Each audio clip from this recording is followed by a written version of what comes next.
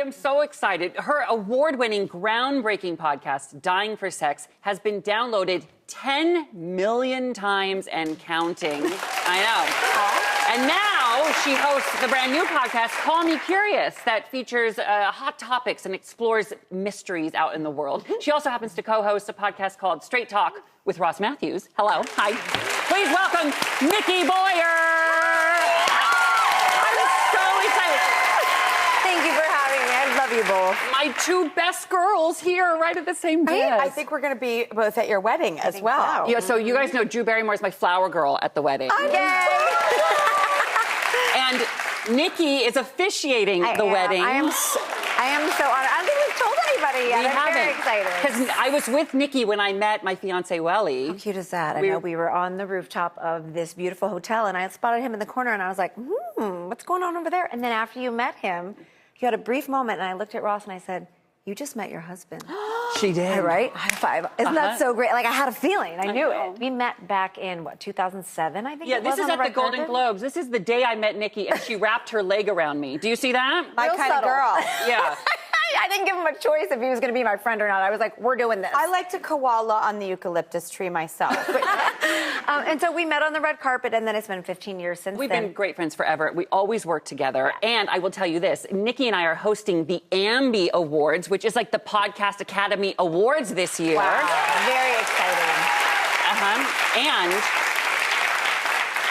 I don't know if you know this, but Nikki won Podcast of the Year last year for Dying for Sex. You did. I know. It was such an honor. I was so blown away by it. That must have felt good. It felt amazing, and for many reasons. Obviously, just to be honored for storytelling, and also the podcast was about something very, very near and dear to my heart. So you're going to love this. I hope you listen, because it's called Dying for Sex, and it's about my best friend Molly, and she was diagnosed with stage 4 breast cancer. So she decided to do something really bold. So she left her marriage of 15 years and decided to go on a sexual journey and finding herself. So it's not just about sex, it's about love, it's about friendship, and it's about finding what you want to do with the time you have left. Wow, I have to admit that setting that tone is extraordinary. Thank you. My friend, look at my friends. They're so amazing. Look at Molly, too, right? Yeah.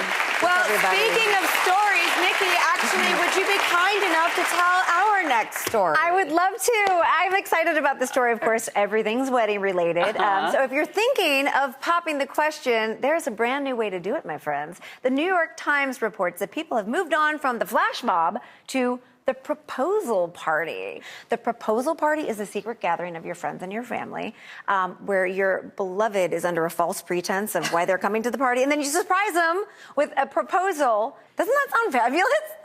Well, Wait, no?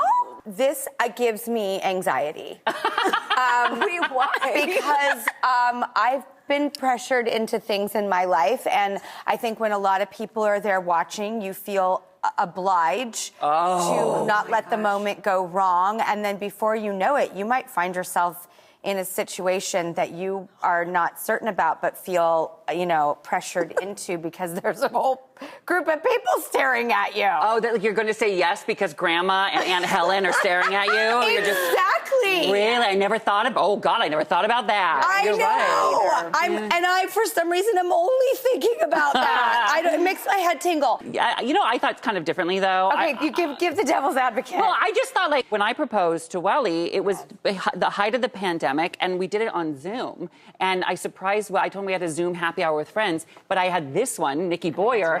She navigated and hosted the whole thing. And I have to say, before that happened, I would have rolled my eyes at something like that. But then once I got to host the party and invite the family members in, and we all got to talk beforehand, and then Welly and Ross popped up on the screen, and then it sort of all unfolded so beautifully, I was like, oh, this is magical. So cute. All right, next up, we like to tackle the really important questions at this desk. Questions like, are tall, skinny dudes the best cuddlers? Well, a writer at InStyle investigated this story, and so many people are hot to trot for tall noodlemen like Pete Davidson, Machine Gun Kelly. They like them. And the writer of the article herself loves a cuddle with a good Gumby-like man. But it turns out there is no scientific evidence that this is true. I know. But there is science behind cuddling. It's good for you. It increases your feel-good hormones. And I know you two are two of the most tactile people I know. I'm very affectionate. Yeah, I touch people that I shouldn't probably touch. Yeah. I am way too enthusiastic and way too grabby. Right. You know who's someone I do know that I like to cuddle? Who? My best friend Chicken! Oh, come here!